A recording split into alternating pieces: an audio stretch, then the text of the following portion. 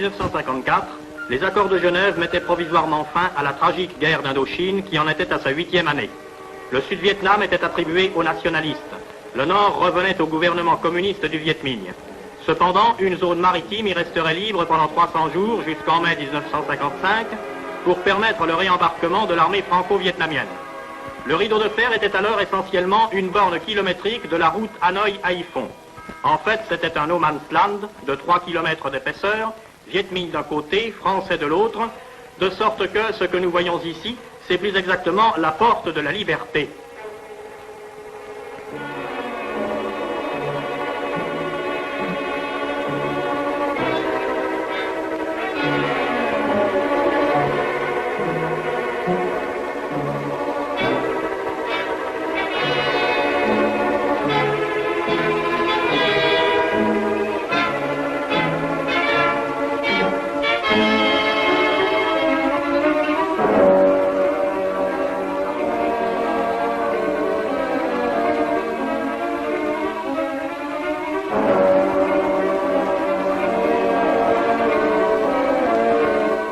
De gardiens vietnamiens au rideau, le gouvernement nationaliste ayant refusé de reconnaître des accords qui consacraient la coupure du pays en deux. Du moins pas de Vietnamiens visibles, car dissimulés sous une tente, quelques fonctionnaires nationalistes accueillent ceux qui passent. Nous sommes en février 1955, plus que tout, la liberté. Pour elle, dans la froide grisaille de l'hiver tonkinois, un peuple entier s'est dirigé vers les chemins de la mer. Depuis Haiphong, des voitures viennent chaque jour au-devant des fugitifs. En attendant l'heure du départ, certains joueurs enragés, sitôt la clé de la liberté en poche, risquent les quelques bonnes piastres qu'ils ont pu arracher à la vigilance des gabelous Viet Minh.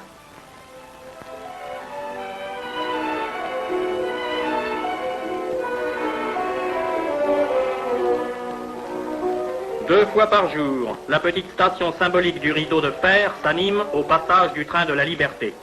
On pourrait tout aussi bien l'appeler le train du trafic, car là où se trouve un rideau, se trouve également la possibilité de réaliser des affaires, à ses risques et périls, il est vrai. C'est ce qui explique que le train est presque aussi bondé dans un sens que dans l'autre.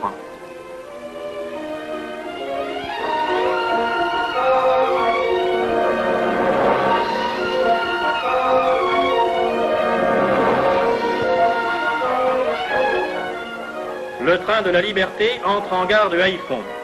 Les risques tout repasseront le rideau demain et tenteront de fructueuses transactions le plus longtemps possible. Mais pour beaucoup d'autres, c'est le dernier voyage.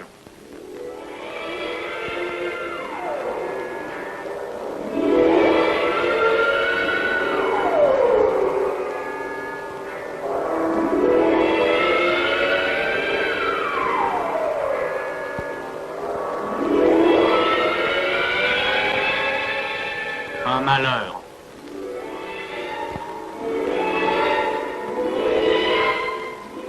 Ceux pour lesquels le destin est le même, d'un côté comme de l'autre du rideau. Mais on n'atteint pas seulement Haiphong par la terre.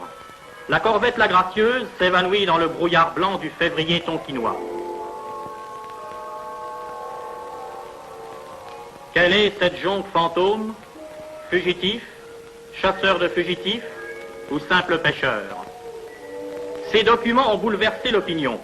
Sur le banc de sable de Trali que la mer commence à recouvrir, plus de 2000 personnes implorent, somment le ciel de les sauver et le salut viendra. Ces invraisemblables embarcations faites de planches ficelées de fibres de bambou. Cette nuit où une de nos unités fut accostée par une petite jonque chargée à couler de 160 fugitifs. Cette corvette qui traîne sa chasse de la journée. Un nom demeurera attaché à cette dramatique épopée, celui de l'amiral Kerville, dont les vaisseaux ont sauvé de la mer plus de 30 000 fugitifs. Le grand port du Nord-Vietnam, entièrement conquis sur la vase, est en train d'agoniser comme l'a fait la capitale Hanoï 6 mois auparavant. Le trafic des artères est déjà comateux. Tout sent le départ.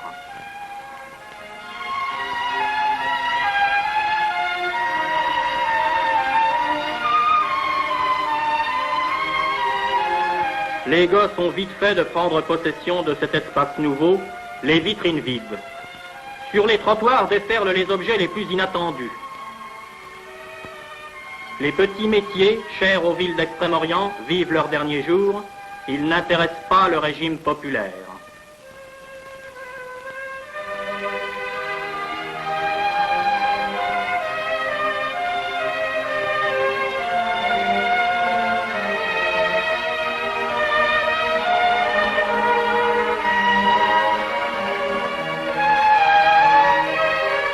Les nationalistes ont couvert les murs de slogans et d'affiches qui sont autant d'invitations au voyage.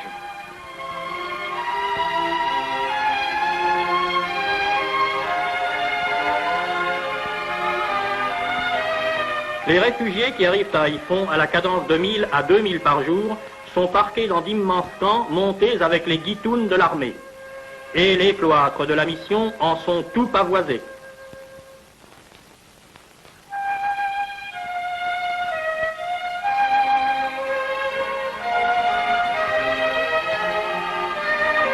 On trouve de tout dans ces camps, des riches, mais surtout des pauvres.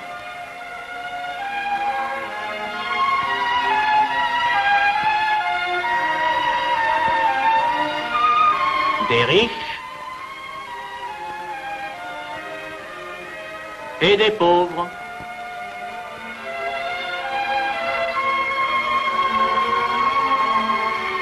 On tue le temps comme on peut, en attendant. Il y a des as qui, fendant, l'ont une canne à sucre d'un seul coup de coupe-coupe.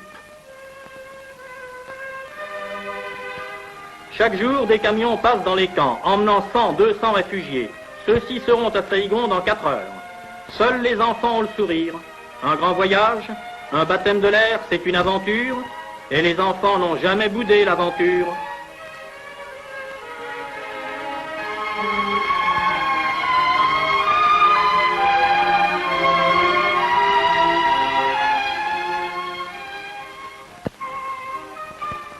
Mais une fois ou deux par semaine, une centaine de camions et plus font d'un seul coup le vide dans les camps.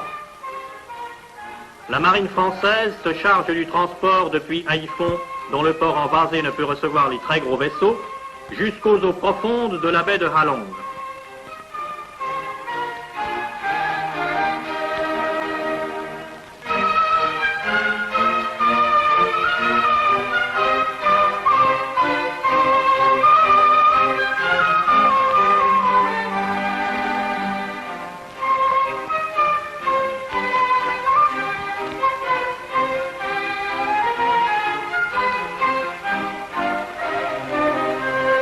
Et comme ce sont les Américains qui se chargent du reste du voyage, il faut en passer de bonne grâce par certains rites.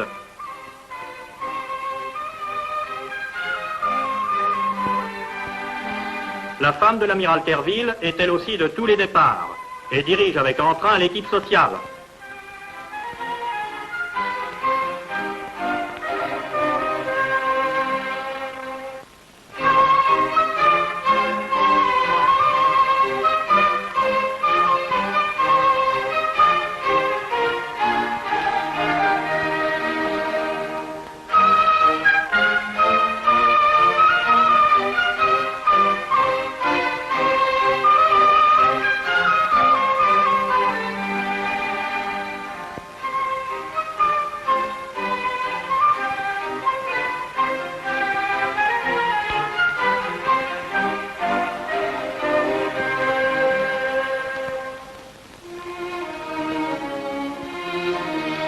Les lourdes portes se sont refermées sur les 1500 réfugiés entassés dans la vaste cuvette.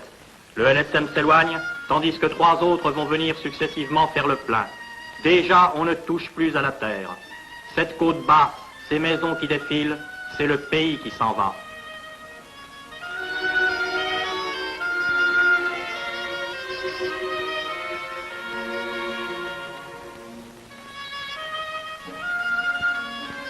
Au milieu des fantasmagories de la baie de Halong, le grand transport de troupes USNS Marine Serpent est apparu.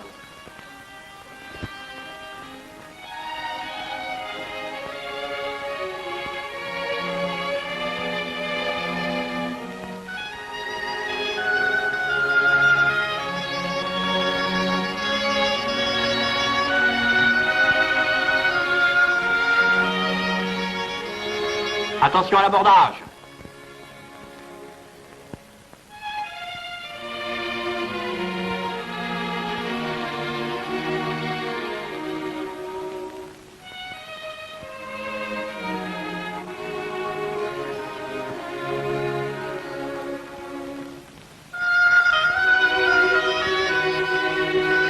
Et maintenant, transvasement des LSM dans le grand transport. L'opération prendra toute la journée.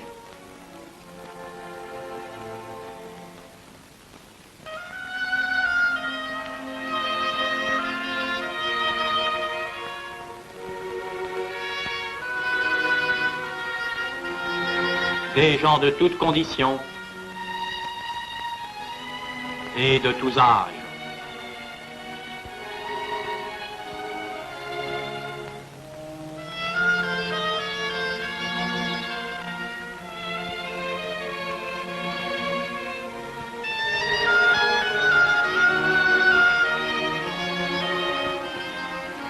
Pratique,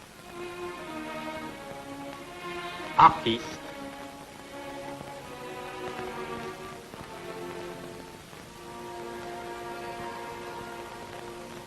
pendant qu'il fait son plat de chair humaine par un flanc, le Marine Serpent a été accosté à l'autre flanc par un cargo ravitailleur et se remplit de nourriture pour faire subsister ses 6000 passagers.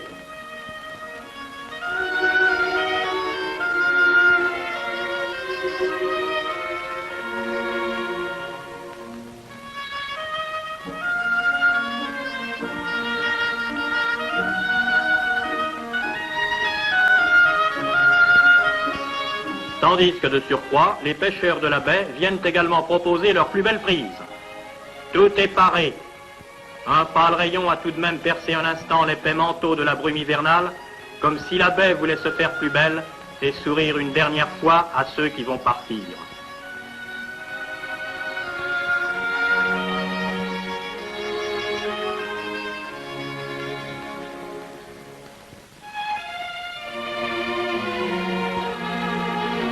Le lendemain matin, un soleil aveuglant s'est levé et l'extraordinaire navire vogue vers leur midi, avec son équipage de ricains disparates, hauts en couleur, chahuteurs, sympathiques.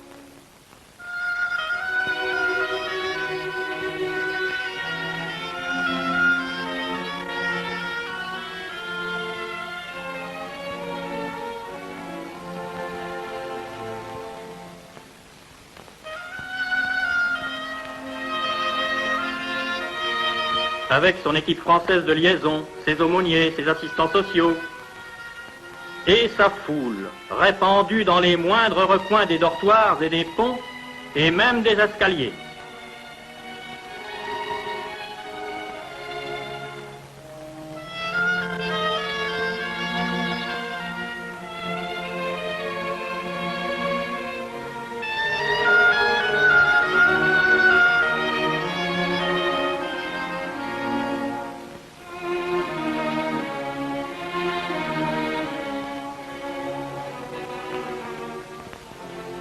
Et chacun se retrouve tel qu'en lui-même, nos enragés joueurs.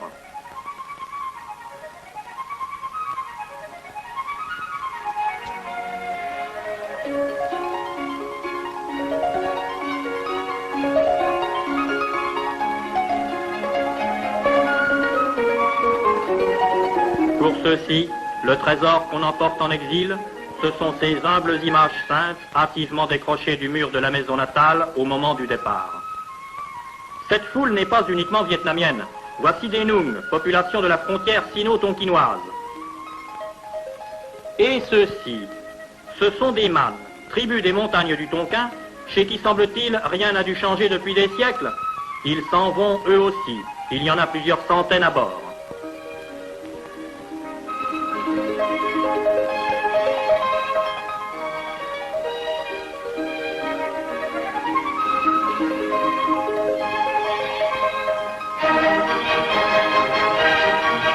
Ça n'est pas une mince affaire de distribuer équitablement la pitance à une telle multitude répandue en un aussi parfait désordre.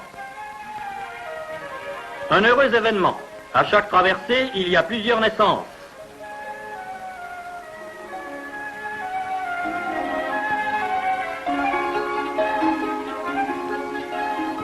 Mince et gentil.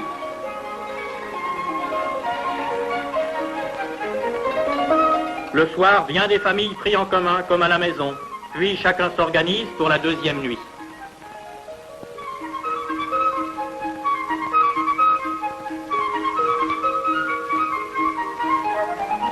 Le lendemain matin, le cap Saint-Jacques est en vue. Le navire remonte alors, pendant 4 heures, les méandres de la rivière de Saigon. Le grand voyage hebdomadaire du Marine Serpent est terminé.